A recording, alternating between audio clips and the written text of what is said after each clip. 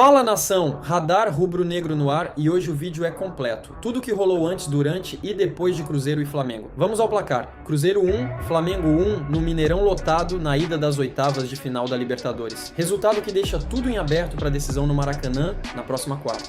Mas segura aí porque o placar é a menor parte da história de ontem. Teve pressão da torcida antes da bola rolar, teve protesto contra o nosso treinador, teve entrada violenta, teve VAR ignorando o lance, teve nota da Conmebol e teve jogador saindo mancando do estádio. Fica comigo até o fim que eu vou destrinchar bloco por bloco. E se você é rubro-negro de verdade, já deixa o like agora para fortalecer o canal.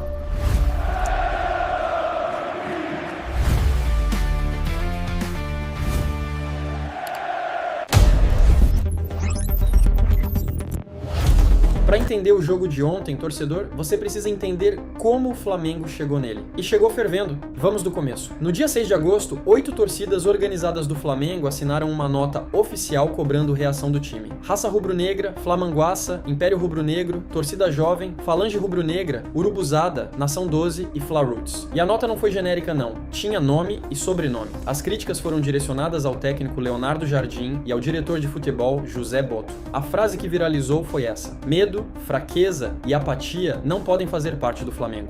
E o que acendeu esse pavio? 2 empates seguidos no Brasileirão que fizeram o Palmeiras abrir 8 pontos na liderança. Some a isso a frustração no mercado da bola. O Flamengo foi atrás do Thiago Almada e perdeu a queda de braço para o River Plate. Foi atrás do Luiz Henrique e também não emplacou. Resultado prático: o Leonardo Jardim entrou nas oitavas da Libertadores com o elenco que tinha, sem os reforços que pediu. E tem a camada de bastidor que a imprensa vem batendo forte. Relatos apontam clima frio entre o José Botto e o elenco. E o departamento médico do clube também entrou na mira por causa da fila de lesionados. Fica o registro. Isso é apuração de imprensa, não é comunicado oficial do clube. Aqui a gente não vende boato como fato. Ah, e não esquece do peso da temporada. Em 2026, o Flamengo já ficou com o vice da Supercopa do Brasil e com o vice da Recopa Sul-Americana. 2 finais, 2 derrotas. É por isso que a paciência da arquibancada tinha acabado. O Leonardo Jardim não fugiu da bronca. Rebateu as críticas e mandou a frase que virou manchete: quem não aguenta pressão tem que mudar de profissão. Então grava isso. O Flamengo entrou no Mineirão jogando muito mais do que uma vaga nas quartas. E se por dentro já estava quente, do lado de fora estava pior. Antes mesmo da bola rolar, a torcida do Cruzeiro fez protesto direcionado ao Leonardo Jardim. E tem motivo. O Jardim comandou a Raposa até o fim de 2025 e saiu alegando problemas pessoais, tendo dito que no Brasil só trabalharia no Cruzeiro. Só que em março ele assinou com o Flamengo. Resultado: além da vaia ensurdecedora, a torcida celeste levou para o Mineirão notas de dinheiro falso com o rosto do português estampado. Ou seja, torcedor. Nosso treinador entrou em campo como o vilão da noite num estádio lotado, no jogo mais importante do ano até aqui, pressionado pela nossa torcida de um lado e hostilizado pela torcida adversária do outro. Poucos técnicos aguentariam essa semana. E o time? O time chegou desfalcado. 4 ausências. Alexandro fora com tendinite e dores na panturrilha direita. O zagueiro Vitão fora com lesão muscular na coxa esquerda. O Everton Cebolinha cortado por causa de uma gripe. E o Luiz Araújo, ainda em transição física, se recuperando da lesão no joelho esquerdo. 4 nomes. 4 peças de rodízio a menos para o Jardim mexer no banco. Guarda essa informação porque ela vai voltar no bloco sobre o Bruno Henrique. Bola rolando, e o primeiro tempo foi de estudo. 0 a 0, muita marcação, pouca chance clara com o Mineirão empurrando a Raposa e o Flamengo aceitando o ritmo da casa. A bola só balançou no segundo tempo. Aos 7 minutos da etapa final, o William achou o Kenny Arroyo na ponta direita. O atacante encarou o Samuel Lino no 1 contra 1, deixou o nosso lateral no chão, puxou para a perna esquerda e mandou uma bomba colocada no ângulo. Golaço, torcedor. Vamos ser honestos, não teve o que fazer. Mineirão explodiu, e o Flamengo, aquele mesmo time que a torcida acusava de apatia, foi buscar. Aos 22 do segundo tempo, falta cobrada pelo lado esquerdo, o Léo Ortiz subiu e desviou no travessão. No rebote apareceu o Lucas Paquetá pegando de primeira para estufar a rede. E olha o detalhe que é ouro puro, foi o primeiro toque dele na bola depois de entrar em campo. Entrou e resolveu, 1 a 1. E daí em diante foi jogo travado, os dois times com medo de perder, até o apito final. Agora vamos ser justos com o time, porque aqui não é só cobrança. Acerto número 1, a reação. Repara no contexto. Time pressionado pela própria torcida, jogando fora de casa, com estádio lotado contra, treinador sendo hostilizado e ainda leva um golaço. Esse é o roteiro clássico para a equipe se desmontar. E o Flamengo não se desmontou. Buscou o empate 15 minutos depois. Acerto número 2, a mão do Leonardo Jardim. Ele mexeu depois do gol do Cruzeiro, colocou o Paquetá e o Paquetá decidiu. Substituição que vira gol é ponto pro treinador e a gente registra. Do mesmo jeito que registra quando ele erra. Acerto número 3, o retorno do Paquetá. Ele vinha de lesão e, segundo o próprio Jardim, ainda não está no melhor ritmo. Entrou e resolveu mesmo assim. Isso se chama elenco, e é exatamente o que a torcida cobrava que não existia.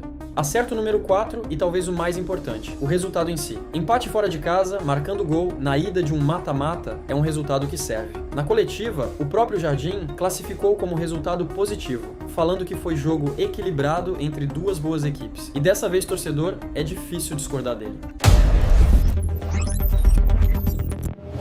Agora, a parte que dói, porque conteúdo honesto tem os dois lados. Erro número 1, o lance do gol sofrido. O Arroio recebeu na ponta e encarou o Samuel Lino no 1 contra 1. Nosso lateral foi ao chão antes da finalização. Falha individual na marcação e em jogo de Libertadores isso custa caro. Custou.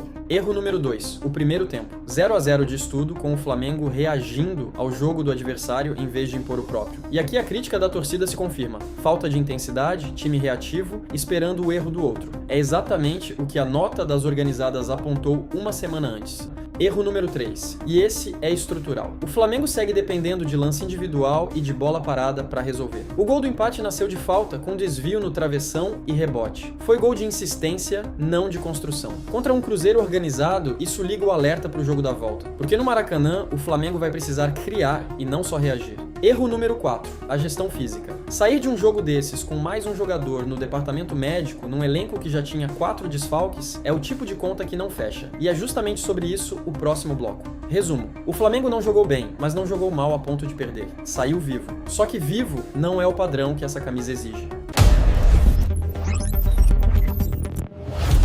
E agora o assunto que dominou a quinta-feira inteira, a arbitragem do argentino Yael Falcón Pérez. Lance número 1 e o mais grave da noite. Aos 10 minutos do primeiro tempo, o Matheus Henrique dividiu com o Bruno Henrique e acertou a trava da chuteira na região da canela do nosso atacante. O árbitro mostrou o cartão amarelo. O VAR chamou, revisou o lance e a decisão foi mantida.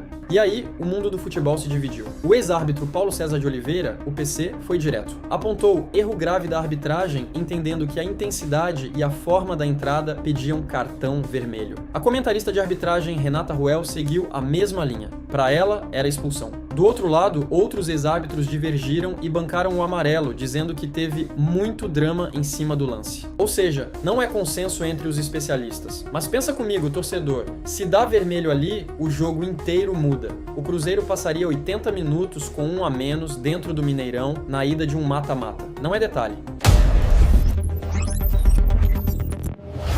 Teve mais fogo depois do apito. Na coletiva, o Leonardo Jardim precisou explicar a treta com a torcida do Cruzeiro, aquela mesma que levou notas de dinheiro falso com o rosto dele pro estádio. Ele comentou o episódio e, em seguida, comemorou o resultado, avaliando o empate como positivo. E teve um detalhe elegante que passou batido. O Jardim ainda elogiou um jogador do Cruzeiro, dizendo que precisa ser valorizado. Num jogo em que ele era o alvo de toda a hostilidade da casa, a resposta veio pela classe. Cada um julga como quiser. Do lado dos jogadores, o Bruno Henrique mandou recado para a torcida do Flamengo depois da partida e cobrou publicamente a arbitragem pela não expulsão do Matheus Henrique. Ou seja, nação. O Flamengo saiu do Mineirão com o placar empatado, mas com um ambiente ainda muito longe de estar resolvido. E é isso que torna o jogo de quarta-feira uma das partidas mais importantes da temporada inteira.